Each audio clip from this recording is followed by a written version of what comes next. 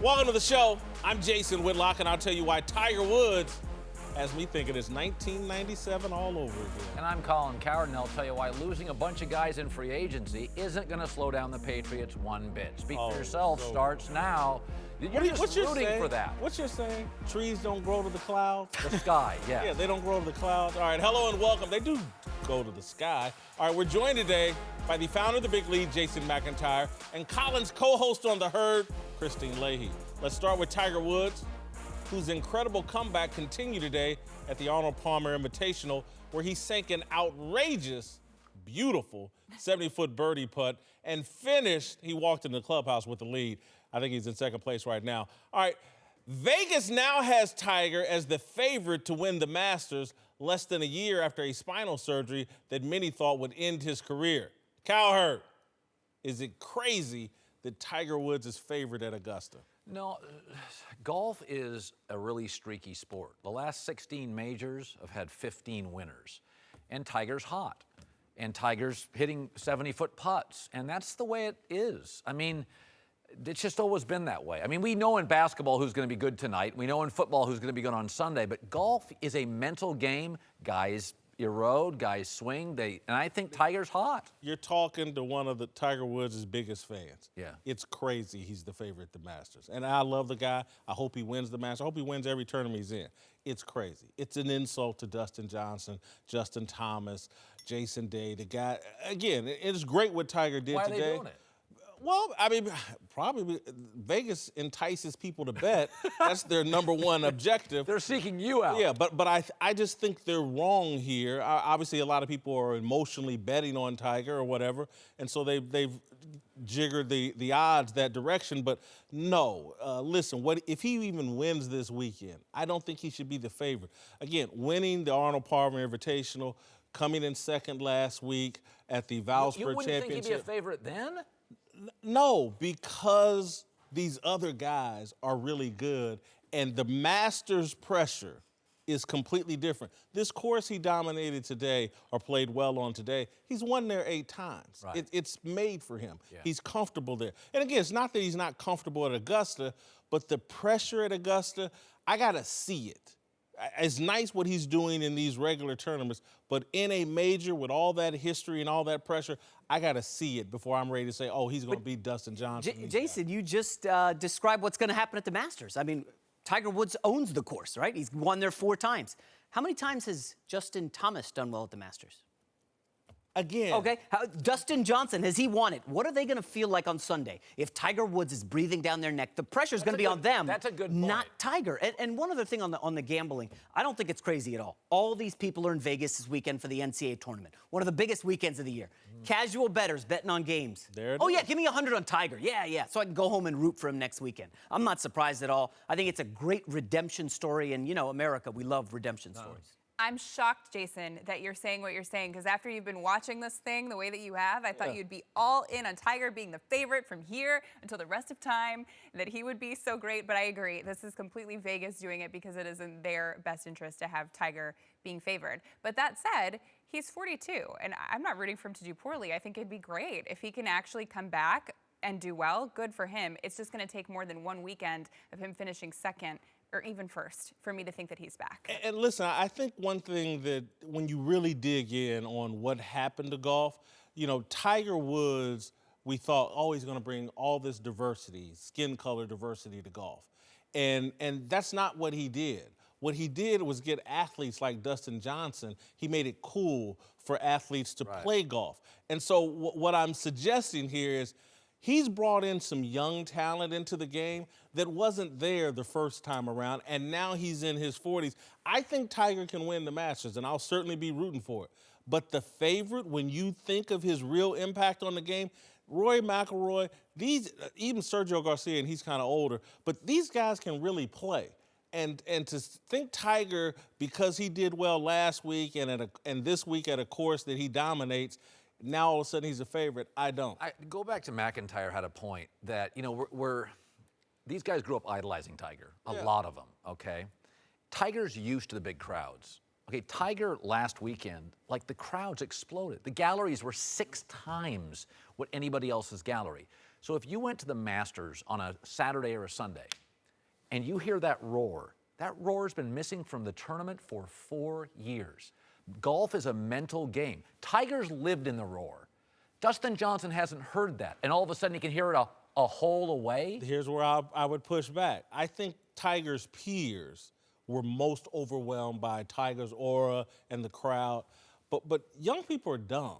And sometimes that's a blessing because they don't know what they don't know and they're not moved by what you would think they'd be moved by. Those roars and I think those young people like, bring that on. This is great. This is the PGA Tour I thought I was joining and going to play at, where there was going to be this Tiger impact and we would be the coolest kids on the block. I think it will take their play to a higher level. I don't think they'll melt. And again, I think Tiger has a shot, but these young guys are good. All right, to another surprising superstar, Floyd Mayweather, who told TMZ Sports last night he's very serious about pursuing an MMA fight and is about to start training with UFC's Tyron Woodley. You working with Tyron yet? I'm gonna start soon. Okay. Yeah, we talk. We've been texting back and forth. We talked a couple of times, so we're gonna start working out real soon. Do you expect to have to do any wrestling, or do you expect to knock? I mean, it doesn't matter, I can wrestle. My wrestling game is not that bad. On a scale of from 1 to 10, I would say it's probably a 7, and I think we could take it up to like a 9, if possible. Of course, my hand game is on a scale from 1 to 10, it's 100, and the kicking game on a scale from 1 to 10 is probably a 4. So we have to tweak a few things, then take things to that next level. All right, Whitlock, you think Floyd will actually fight in the UFC? Yes, I do. And you guys, McIntyre's over here giggling. Me too. And Christine, look, there's a reason why he's working with Tyron Woodley. People hate Tyron Woodley because, he's virtually untouchable in UFC. They think he fights a boring style. He doesn't go to the ground. Look, I've been saying this forever, and Floyd will get smashed in UFC. Oh, he'll get crushed. He'll get crushed. But what I've been trying to just remind everyone, it's the money team. Y'all think it's the credibility team or the integrity team. There will be a check written, and Floyd will be there to pick up that, collect that check, and he won't care. Or hold it for years because he doesn't cash his checks, remember? Yes. He will be there to collect that check. Is it possible? Okay, UFC, Conor hasn't fought in a while. John Jones is out. Brock left. Ronda left. UFC right now could use a little buzz. Why do we have it on the show today? He's creating buzz. Is it possible Dana did Floyd a solid, Floyd's doing Dana White a solid? We're talking about this. We're talking UFC, it gets buzz. That sport, boxing, UFC, and wrestling are similar. Promotion matters a lot. We're talking, Conor makes you talk about UFC a lot. That whole video just shocked me, the fact that he did this on TMZ. And first of all, how do you know what kind of wrestler you are? You were actually wrestling where and why? Probably in high school. And when? And that what did he say? He was a 7 and that he's going to become a 9 if possible? That's ridiculous. Also, this was on TMZ and it was outside of a restaurant. So he wasn't planning on announcing this. He saw cameras. He sees the opportunity for people to start talking about him and trying to hype him up. That's great publicity for Floyd. But when I think of whether or not he's going to do this fight, I think of 2 things when I think of Floyd: ego and money. So which one matters more to him? We know he loves money. He is the money team. Yes, he would get a giant payday, but his ego is massive as well. And I think it actually outweighs his love for money because he's going to get crushed unless he's going to take some guy that's maybe in his 3rd fight or someone who agrees maybe to lose, which that just couldn't happen. Okay. He's not going to want to risk going down to like a Conor McGregor because it would be ugly. So ego outweighs 9 for figures, Floyd, if I'm Floyd, I think it's not his the ego ego is team. bigger. It's the money team. Do you know, Floyd, have you listened to him speak? It's the money His team. ego is, I agree, it is the money team, and they're neck and neck, but Money the ego wins drives out a his little ego. bit. Well, let's look at the one thing. What happened when Conor went to boxing? It was win-win. Money, and he lost, but he became more famous. Yeah. What's He didn't gonna have anything happen? to lose. What's going to happen when Floyd goes into the ring? More famous, more money. It's win-win. He has nothing to lose here. Who cares if he loses He gets by beat. a chokeout, 2 minutes in? He still gets 9 figures. Because the image of that chokeout lasts forever. He's never and done those it, though. pictures. If I'm Floyd, get in there, do it. And I want to clear up something. I misspoke earlier because I'm sitting here. Tyron Woodley wrestled at Missouri.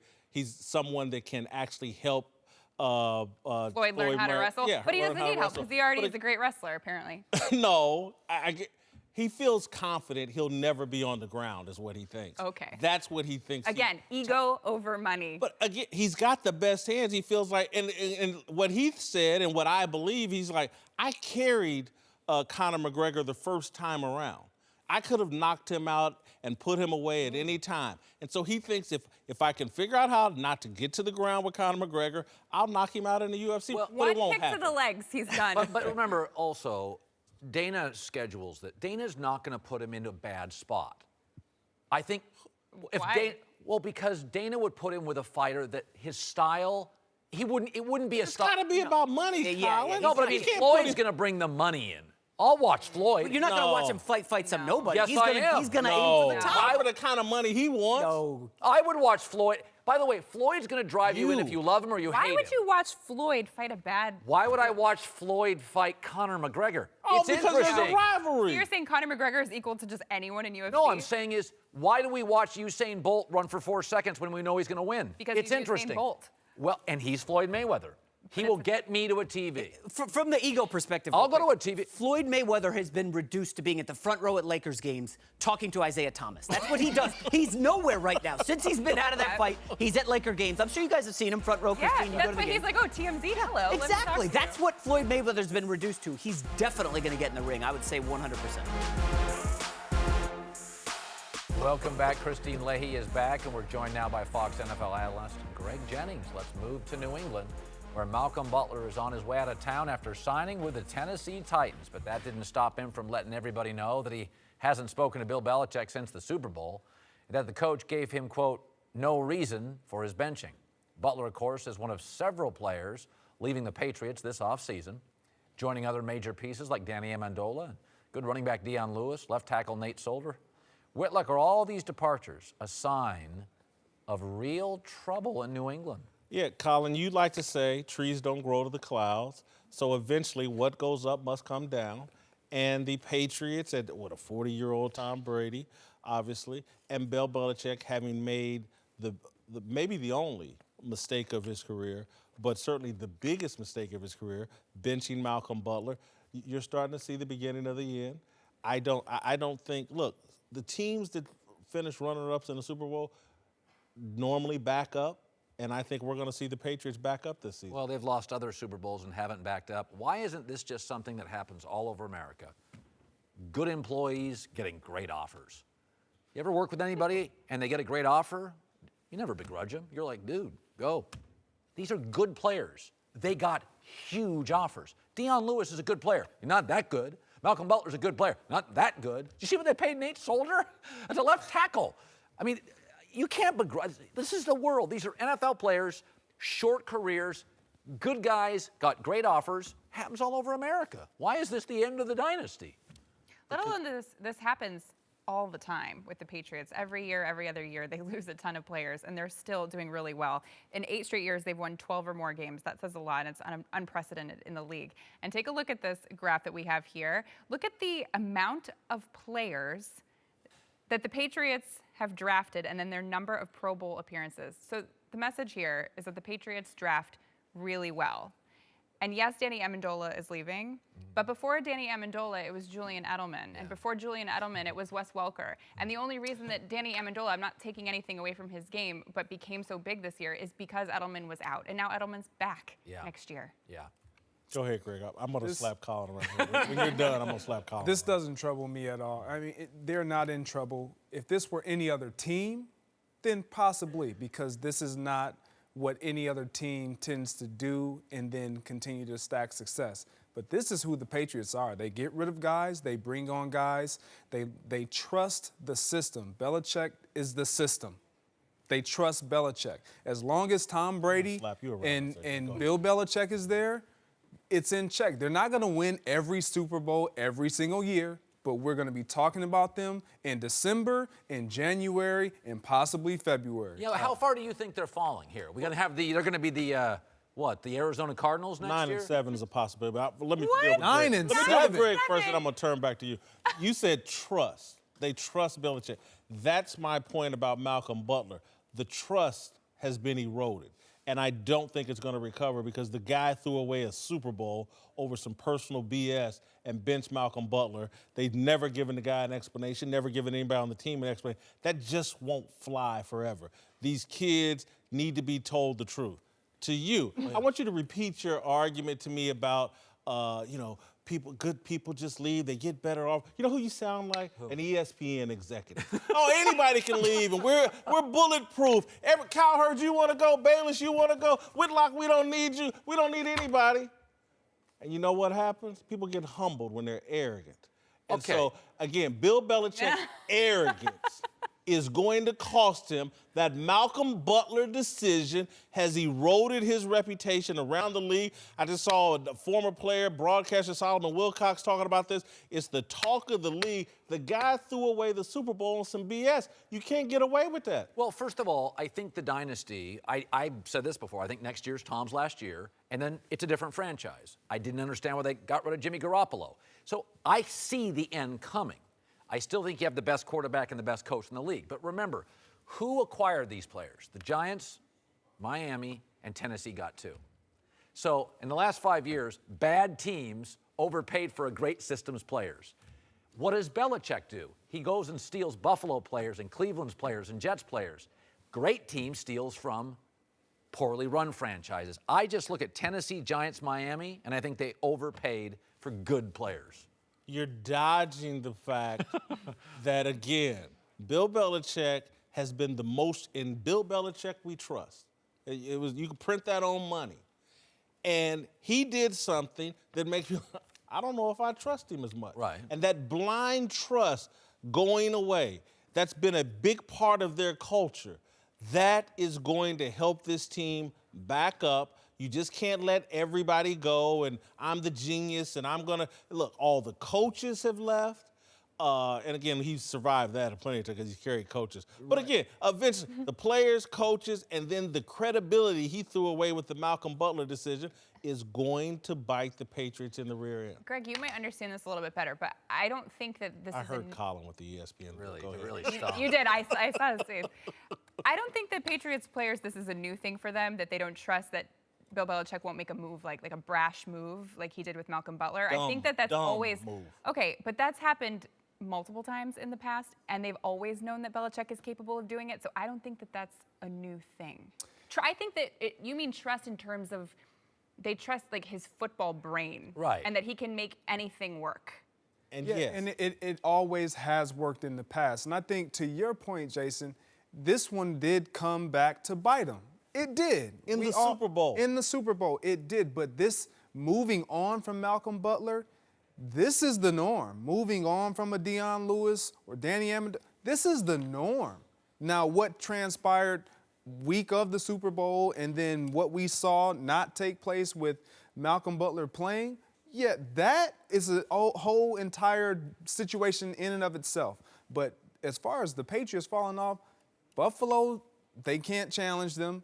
The Jets, they can't challenge them. Miami's and dysfunctional. Miami is not challenging them. So they will not fall off until this division gets better. Let's define falling off. You had 9 and 7. I got 9 and 7 as a possibility. That's insane. No, don't give me a possibility. You I say did it. 9 and 7. If I had to bet, I'd bet 10 and 6 is what I would Oh, say. now you moved it up one. One game. Well, 10 and that's 6. 10 and 6 is pretty So good you're in just the gonna NFL. fall off now? So your big fall off is there'll be one less than There'll last. be a wild card team.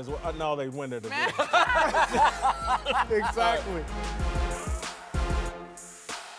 All right, welcome back to the show. We're joined now by one of the all-time greats, Jeff Gordon, and one of NASCAR's rising stars, Bubba Wallace, who are here gearing up for the Auto Club 400.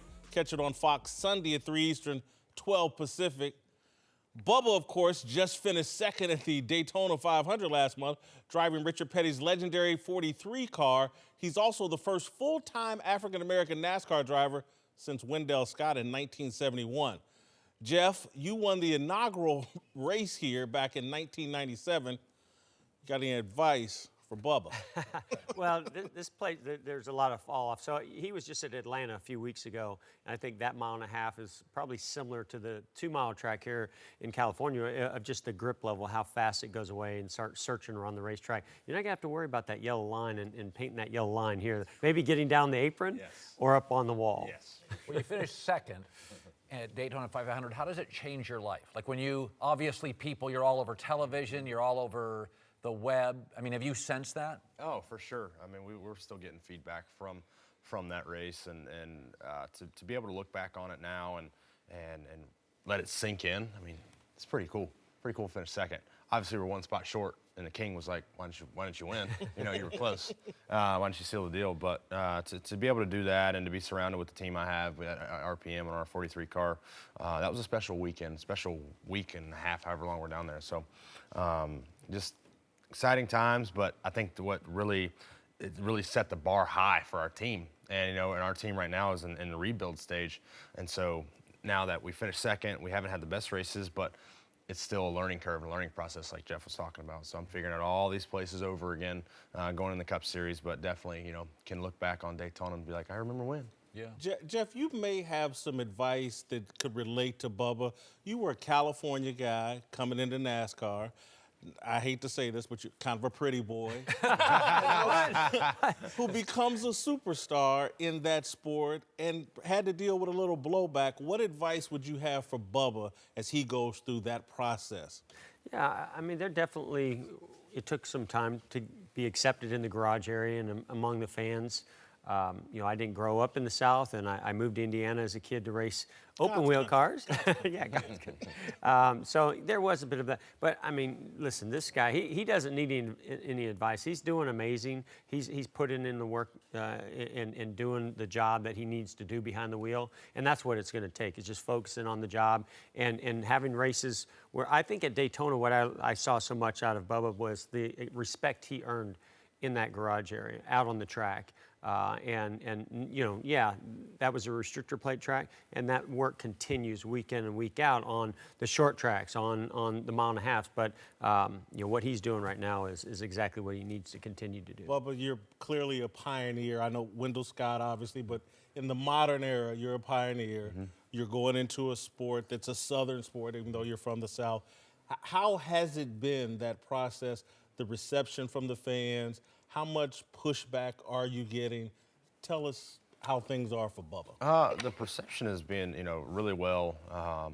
For me, I'm, paying attention to everything, whatever it is, social media, whatnot. Don't do that. I know. That would be my advice. Yes, don't do that. Oh, I get fueled up from the negative tweets, so that's like motivation. But like even driver intros, I'm like, oh, that was a pretty loud cheer there. Let's see where we stack up. Right. So it's pretty good. But I remember at Atlanta, the bus lot, or my bus specifically, was pretty close to where fans were waiting for us to come up and go into the garage. And I was walking out, and I had 2 African-American gentlemen just, hey, Bubba, we're here for you. That's the only reason. And I was like, that's pretty cool. That is cool. That's cool. So, and with the sport that's wanting to go down to a different path and add I wouldn't say different path, but add a new demographic to the fan base, and really been working on that. I was like, that's a step in the right direction. You're so doing a Facebook documentary. We just finished with it. Okay, you just finished with that. Now, again, that is new guy. He's got his own docu-series. Yes. He is, do you think, is there ever resentment? When you came in and had success, there was the Dale Senior fans, then there were the Jeff Gordon fans. Take me through. Now he's got a documentary series. Well, he's really starting to show everybody how you can do social media and how you can grow your brand off the track. And I think that people, I mean, even myself, looking at how people in the sport or competitors are taking it and embracing it and helping him get himself in the position that he's in today, really, through the driving that he's done as a kid, and then through social media and embracing the media. And I think a lot of people are taking notice within the garage area, veterans as well as young up-and-coming drivers. Mm-hmm. Bubba, you tweeted about embracing the fact that you're an African-American and basically inspiring the fans to embrace it, deal with it. It's part of the journey. Why take that approach or explain that? I think it's a positive approach, the right one. But what were you trying to express it? Yeah, I think I had just done an interview that day and one of many that I have done. And the first thing that you see is, either black driver or African American driver. And the fans they're not firing back at me. They're firing at, whoever released the tweet and just saying, like, why can't he just be a driver? Why can't he just be a driver? So the fans were, really supporting me. And so that was a reach out to my fans and being like, okay, it's going to be talked about. There's nobody else at the top level right now besides me. And until that day changes, I don't know. I mean, you're going to keep hearing about it 2 years, 3 years down the road, even when I'm still in the sport. Hopefully, one day as successful as Jeff was, you're still going to hear about the black driver until it's 5, 7, 10 of us that's in there. So Let's take the racial component out for a second. If you're really successful early, you'll be a villain to some. You were a villain to some. This sport has always been better when there's somebody to root for. Contrast. Tony Stewart and against. What if you won a race and a race and a race? Remember LeBron said, I don't like the villain thing. What if you started winning and you became the new driver, the docuseries driver, the successful, and that made you polarizing? Are you comfortable with the polarizing space? yeah, absolutely. But the chances of that happening, the chances of me winning, that's a high percentage. But the chances of them changing the new driver, well, I don't think that changes in a while. I don't see it changing. Bubba, and I watched you from afar, called our attention, obviously, at Daytona. It sounds like, and I don't want to just gas you up, but your parents must be amazing. And I'm wondering, your dad, racing's kind of like baseball. A dad introduces or plays catch with his boy and they play baseball. A lot of racers, it's the family experience. Yeah, for sure. How involved is your father? Yeah, my dad and I are, we're the best of friends. Our relationship was so different from my friends, being around their dads and seeing how they interacted. And me and my dad would just lay into each other jokingly, just like literally two best friends. And so it was just him and I and another guy that got us started. And it was just us three at the racetrack each and every weekend ever since I was Your dad 18. race? He tried. He raced go-karts 3 times and flipped all 3 times. So I didn't get his driving. so yes. When you watch what's going on with your sport, I like new fresh blood. Because again, I can remember when I don't. Why? Go, continue. Continue. Somebody asked me about NASCAR a couple years ago. I said, you know what I'd love to see if you had conferences? The Western drivers, the Northern drivers, the Southern drivers. I like the polarization of it. Do you think, when we'll talk about NASCAR and we've got to reclaim this and get some energy into the sport, do you like, when you were dealing with conflict, did you like it? You never like to be the one that focuses on when there's conflict. You didn't like it. But you can look back on it and say, hey, that was good for the sport. Oh, And for me, I always go back to the rivalry that I had with Dale Earnhardt Sr. And we couldn't be more opposites than we were at that time. But I realized how great that was for the sport. So, that's where I think, Bubba comes in. I mean, he has the ability, to just change the minds and bring in a different group of people that are watching. And, the way he drives, I mean, he's aggressive. So there could very easily be a little bit of that rivalry and conflict already at Daytona. He coming to the line, you saw the video with he and Denny Hamlin and some words. And now when I'm looking at the sport from the booth, I love that stuff because I'm not a part of it. By the way, Dale Sr. was hyper-aggressive. Yeah. That was part of his polarization. Well, listen, I love the old concrete cowboy days. I grew up a Kel Yarbrough fan. And I said this yesterday on Race Hub. He beat up the Allison brothers in the 78 Daytona 500 afterwards. And that's what made the sport big. Yeah. Love that your name is Bubba. I just wish NASCAR got a little too slick for me. I like it more old school cowboys. You like fist fights in the infield. I just people being real. And that's what I hope you are, Bubba. Yeah, we'll bring it back. All right. Thanks, Scared. Thank you, guys. Welcome back. Jason McIntyre's back, joined now by NBA champ Eddie House. Let's move to the NBA, where the Warriors didn't have Steph Curry, Klay Thompson last night. Still managed to shut down the red-hot Lakers, though. It didn't help that Lonzo Ball once again had a lousy night from the field. 3 for 11, just 8 points. Lonzo has struggled with his unorthodox shot all season. And is on pace to become just the 4th player in NBA history to shoot under 35% from 3 and under 50% from the line in the same season. Whitlock, do you think Lonzo will ever become a star? No. You leaving out, he plays terrible defense. Well, Next to terrible. no defense. Almost got 2 steals again. Yeah, 2. Still, yeah, that means he's freelancing around. Dude, that's for a turn. steals. That's a good D. He can't defend. His energy is weak. And again, that shot will never be fixed. That people want to compare it to Magic Johnson's rookie year. Are you kidding me? Those are like baby kids that weren't alive and got to. Magic had a little set shot, but it didn't look nothing like this garbage. That it's a wing. He's literally hoping shots go in. There's no confidence. Eddie, you're a shooter. You know what I'm talking about. He's hoping. He's got his fingers crossed when the ball leaves his head. I think it's in his head. I think it's more in his head than anything else. You know, because how could you shoot well at UCLA and then come here in the league and not shoot that well? I think it's in his head. Are man. you kidding me? The I'm telling athletes in the NBA, that's why he can't shoot. Yeah, but his free throw percentage is lousy, to Eddie's point. Confidence. Well, yeah, but that's up, that's shoulders up. Yeah. Yeah, if you had that, if you looked By the at that way- shot on film and your By the teammates way, is laughing at you, UCLA everybody- was dead.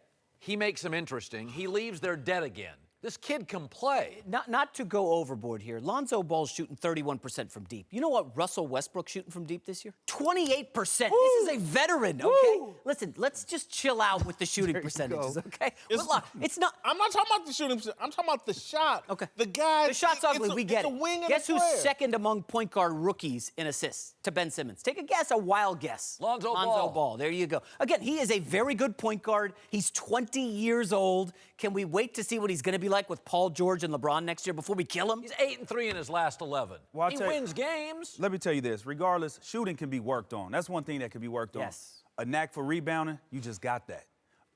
Being able to see, having court vision, Yes. being able to make the right plays and the pass being right on the money, that's God-given. He has two intangibles that you can't teach. You can teach shooting. I've seen plenty of guys. Bruce Bowen, perfect example. Guy that came into the league, couldn't shoot worth nothing, was a good defender, ended up being a pretty good shooter out of the corner for San Antonio. Made a living in the corner. Wasn't a great shooter when Miami. He was in Miami my rookie year. Wasn't a great shooter. Was never asked to shoot a three. But if you work on it, that's something that you could work on and you could develop that. Eddie, keep it 100. I'm keeping it 1,000. Let me keep it 1,001. Have you ever seen a release like? There's never Sean been Marion. What about Sean the Marion's Matrix, shot? yes. Sean Marion had a bad-looking shot, and what you don't want to do, That's a you good do one. not want to change anybody's shot who's been effective with it. He's just going through some things right now. To me, all he has to do is get back in the lab and get that confidence back. And it starts at the free throw line, number one. If he gets to the free throw line and gets that back going, his shot will be fine. John Stockton didn't score a ton, was a great point guard. Jason Kidd was a really inconsistent shooter. Magic early. These guys are 20. Jason Tatum hit a wall. I don't think Lonzo physically. Now he hit a wall. No, I think But all rookies do. I have I that think written he right here. has. I don't Rookie think walls. he's a dynamic athlete who's going to go. Like, by the way, he got hurt, came back. He was really good for about 7 games. I watched him last night, and he looks worn down. Whitlock, Put him in the hold on. Hall of Fame. Put him Cowherd in the makes Hall a of really Fame. good point because you just 7 referenced games. John Stockton and Jason Kidd, 2 point guards from a different era. We're in the era now of scoring point guards. Kyrie Irving, Damian Lillard. So Whitlock and some others feel like, oh, he's not scoring. He's not good. That's But not what I he's a feel. bit of a throwback. He is a is little a bit of a throwback. throwback point guard. This is the one thing I'll push back on with Lonzo. His motor. He just doesn't have that motor. Like, everybody talks about comparing him to Jason Kidd. Yeah. I compare him to Jay Kidd only on the court vision. Jay had a motor. Jay came in the game, he was going 100 miles per hour, up and down the court, all over the court, getting steals, getting rebounds. That's the one thing I think Lonzo needs to. That's hard. That's either in you or it ain't. Yeah. So I don't know about. He needs to turn it up a little bit. I don't know how you do that if it's not in you. But again, this is his first year. You got to give this 20-year-old a break. He's played 2 college seasons already. Can you imagine if you gave him Paul George on the wing? He'd have 2 more assists tonight. He'd lead the NBA in assists. And no one else could do that. I mean, only. By the way, I do Lonzo like, Ball. isn't it funny how you mentioned that Westbrook's worse and that just flew off the show? Like this pen, it just flew right off the Here desk. he goes. Here he goes with the Westbrook. One guy has an They hating on MVP Westbrook. trophy. One guy's been to the NBA Finals. And Lonzo Ball, again, I never have seen Russell Westbrook release the ball and then cross his fingers and say a little prayer. I hope that it goes in. But people around it, seriously, people on the bench and around, they're laughing at this kid's shot. One Yes, thing they are. I'll tell you one thing about him, though. When it is crunch time, and if it's a big shot that needs to be made, somehow he does hit big shots. Think about when he played Kentucky in college. He hit a big-time three. I believe in the conference tournament last year. How could you see that he hit when a big-time De'Aaron Fox was dropping 40 on him? What big shot? What are you talking about? He hit some big shots against Kentucky that kept him in the game, and he hit some big shots By the in way, the conference they're tournament. not laughing on the bench. They're smiling because he's fun to play with. He actually passes, which most point guards don't do. Isaiah Yeah, they Thomas does. think his shot is a practical joke. You're right. He's a comedian. All right, to college basketball, where USC forward Chimezie Metu got into it with Trojan fans on social media after Coach Andy Enfield announced Metu was skipping the NIT so he could prepare for the NBA draft. Metu is the first player to admit skipping NCAA postseason play to get ready for the NBA. Cowherd, do you think this will extend into the NCAA tournament at some point? No, I mean, the tournament makes you a star. This is the event. If a running back skips the Liberty Bowl after like 300 carries, I got the kids back. But you don't skip the BCS playoff as a running back. You don't skip the only thing we watch in college basketball. Scouts, fans, media, agent. I'm a shoe company. I'm like, kid, nobody watched a game this year. USC gets 5,000 a game. They're gonna, and he's a good player. Yeah. No, look, I don't think anyone will ever skip the NCAA tournament over fear of injury. I do think at some point there will be a great player that'll say, you know what, y'all making all the money, I'm good. I had a nice little regular season. We're 8 seed or whatever.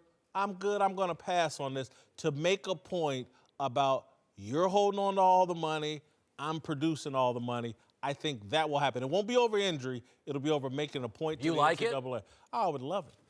I would love it. I don't like it at all. I think this is silly right here. Just on this fact, I mean, it's not football. Again, to your point, you could get injured. One game, you could get injured in a bowl game, and it's over. It's not a BCS game. It's not a game where you're playing for the national championship or if you're in the playoff. It's not one of those. If it's just one of those Alamo Bowls or whatever it is, I understand you sitting out saying, hey, because I could get injured and this could ruin my whole career. Injuries don't happen like that in basketball. It's not that much of it's a contact sport, but not like football. We all know that. I just imagine if DeAndre Ayton said that. It was like, oh, you know what? I'm the #1 pick. I'm not playing in this tournament. What if Marvin Bagley's like, I'm either #1 or #2. I'm not playing in this tournament. What if Trey Young said, I'm not, all the star power is gone, and then now what happens? But that's not going to happen, Eddie. No, I know it's not going to. That's what I'm saying. The thing I keep coming back to is he was only going to be in the NIT, okay? You know what the NIT does? They experiment with new rules. They extend the three-point line. The lane is different. They're playing quarters. He had no need to. Yeah, it's an exhibition, exactly. Tell me what his game is. Metu? Inside, outside. He's a big fella that can play. I think he's fringe first-round draft pick. If you're a fringe first-round draft pick, there's no way you don't go and play. Your stock is not going to go up in the NIT. What if he dominates the NIT? It's an experimental game. It's an exhibition. You Nobody's can definitely trying. raise your stock. What if they make the championship game and he goes He can against raise Bobby his- Colson? Okay, Eddie, you had he the goes to workouts work. before the NBA draft, Yeah, right? you do. Those can raise your stock when you're in front of the coaches, private workouts, going against other players, more than an NIT No, game. I totally disagree. The reason why is because a workout is individual workouts. It's not a full game situation. You can look. I know plenty of guys that look great in workouts, and in a regular game situation, they can't play. So I think He's got 2 or 3 seasons You guys, body of we work. have 1,000 guys who have elevated their draft stock. Shabazz Napier, Kemba Walker. Yes. NCAA. Well, but again, postseason basketball. Playing. March is the only time But we watch NCAA college. tournament, not the NIT. No, I wouldn't. If he went and dominated the NIT, people would be like, A, USC got hosed, and B, that kid's a top 5 pick. Because he's got highlights that look like a top 5 pick. He could have potentially improved his stock and shown, hey, I attitude, leadership, blah, blah, blah. Again, I don't particularly like this decision because, again, you don't get hurt that often in a college basketball game. It's hard to get hurt in an NBA game. It's so soft. oh, come on, stop that. Knock it off. Taking a Not little in your jab. Knock that off. Not in your era. The new guys. But so I don't like this move. But if somebody wanted to sit out the NCAA tournament, to make a point about the money and how it's being distributed. And you're rooting for it. I would applaud that. That's the kind of thing. That's the kind of protest I believe in. That's real. That's not for Twitter applause. That's to enact some real change. But haven't we said for the longest time that the college basketball regular season's irrelevant? All we care about is 3 or 4 weeks in March. Yeah. So you're going to have them skip this? Let's say if I'm Ayton, it's not. He's still going number 1 or number 2. It doesn't matter. And again, the NCAA. But you want to play for a national championship. He could carry though. Arizona to the championship. You know what I mean? You want to play. Even the NIT championship, you win the NIT championship, you go to Madison Square Garden, you have an opportunity to play there, the Mecca, and you win a championship. People look at that. I watch the NIT tournament, maybe just because I'm a basketball fan. But why would you just want to do this to your teammates? Exactly. These are your boys. That's the other thing right there. Bury my teammates? All right, welcome back. Time for last call. Let's move to Colin Kaepernick, who was spotted working out in Houston today, but no teams were in attendance. Cowherd, you think we'll see a Kaepernick comeback this year? No, although if he just practices, the people who like him will promote it as such to get back at the NFL. Yes, and looking at that highlight, I hate to say this, but again, where's the coach? Because that's what Kaepernick needs help on. Kaepernick just throwing the ball with that awkward, bad throwing motion isn't going to impress anybody. And this whole thing, planted and given to the media to put it out there so that everybody can celebrate Kaepernick, this should be filed under things Kaepernick should have been doing last year, Alex. Why wasn't he doing this last year? This feels like, again, he's confused. Like, are you in or are you out? Are you talking or are you not? Do you want to play? I don't know. I mean, to me, if you really want to play, let me tell you what happened. Then you hold a press conference and say, I want back in the league. This was put out by his girlfriend, his handler, and I guarantee you what happened is they're both laying around going, did you just see how much money Case Keenum got? How much money Sam Bradford got?